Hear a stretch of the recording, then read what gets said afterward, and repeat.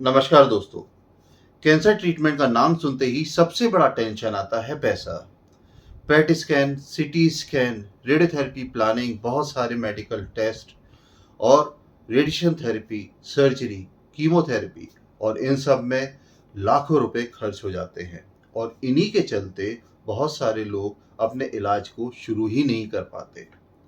India की कुछ special government की स्कीम्स होती हैं जिनके बारे में आपको जान लेना बेहद ज़रूरी है और आप सरकार की मदद से अपने इलाज को करा सकते हैं, वो भी फ्री में या कई बार बहुत ही कम कीमतों पर।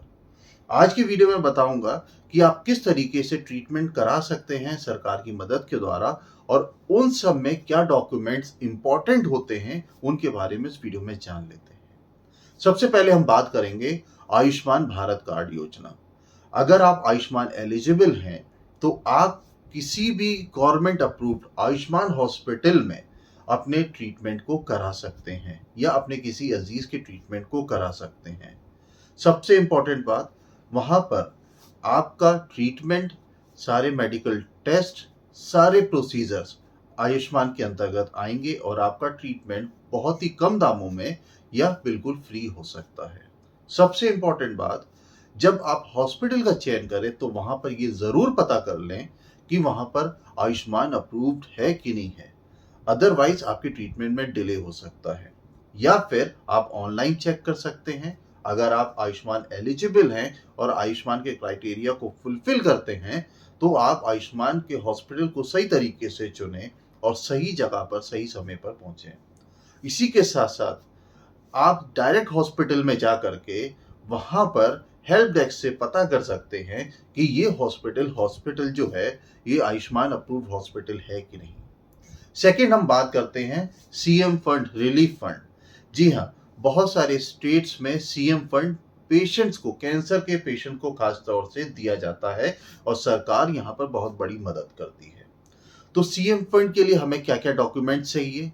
देखिए, आधार कार्ड चाहिए, पैन कार्ड चाहिए और सबसे इंपॉर्टेंट है हॉस्पिटल का एस्टिमेट सर्टिफिकेट, जहां पर यह बताया जाता है कि पर्टिकुलर इस बीमारी में टोटल कितना खर्चा आ रहा है। और इसी के साथ आपकी आईडी प्रूफ, आपका एड्रेस प्रूफ और आपकी इनकम प्रूफ के भी सर्टिफिकेट्स लगते हैं। तो इन डॉक्यूमेंट्स को अच्छे से प्रिपेयर करें। खासतौर से हम यहाँ पर गलती कर देते हैं कि हम अपने डॉक्यूमेंट्स को इनकम्प्लीट रखते हैं या सही से हम वेरीफाई नहीं कराते हैं और उसी के साथ साथ हमारी एप्लीकेशन पड़ी रहती है और वहाँ पर काफ़ी डिले भी देखने के लिए मिलता है। तो डॉक्यूमेंट बहुत ही ऑथेंटिक होना चाहिए, सही से वेरीफाई करें और उसी के बाद अपने इसको ड्राफ्ट करें और गवर्नमेंट से अप्लाई करें कि आपको सीएम फंड की ज़रूरत है। और सीएम फंड महज 2 हफ्ते के अंदर अप्रूव होकर के आपकी बीमारी की इलाज के लिए पैसा सरकार दे देती है।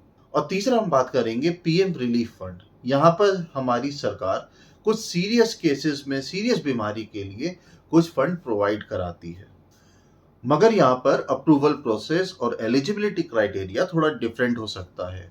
गवर्नमेंट हॉस्पिटल और रिकॉग्नाइज्ड इंस्टीट्यूट का डॉक्यूमेंट बहुत ही स्ट्रांग होना चाहिए और जब आप उनसे कांटेक्ट करते हैं तो आपको वो सारी डिटेल्स प्रोवाइड करा देते हैं और आपके खर्चों को सीमित कर देते हैं। और यहाँ पर जो हमारा परिवार है एक सबसे बड़ी गलती करने लगता है कि वो ये सारी चीज़ें छोड़ करके पैसे के अरेंजमेंट में लग जाते हैं, जहाँ पर बीमारी बढ़ती जाती है और इलाज में डिले होता है। यहाँ पर ये हम लोग सबसे बड़ी गलती करते हैं।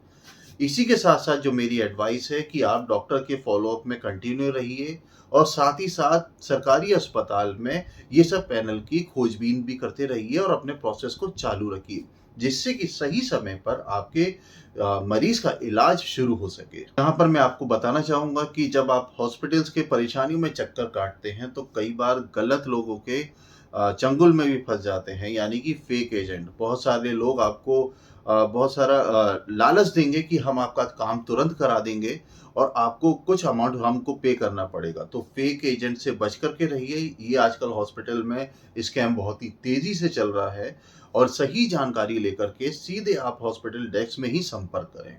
दोस्तों, अगर आप चाहते हैं कि मैं आयुष्मान प्रोसेस को और सीएम रिलीफ फंड एप्लीकेशन को और इसी के साथ साथ फ्री हॉस्पिटल ट्रीटमेंट और टाटा मेमोरियल गाइड को विस्तार से एक्सप्लेन करूं, तो मेरे चैनल को सब्सक्राइब जरूर कीजिए और कमेंट करिए ताकि मैं आपकी परेशानी का कुछ समाधान निकाल सकूं। दोस्तों, अगर आपको ये मेरा वीडियो इंफॉर्मेटिव लगा है तो अपने दोस्तों के साथ इसको जरूर शेयर कीजिए। आप किसी की परेशानी को थोड़ा कम कर सकते हैं। मिलते अगले वीडियो में, तब तक अपना ध्यान रखिए, सुरक्षित रहिए। नमस्ते, जय हिंद।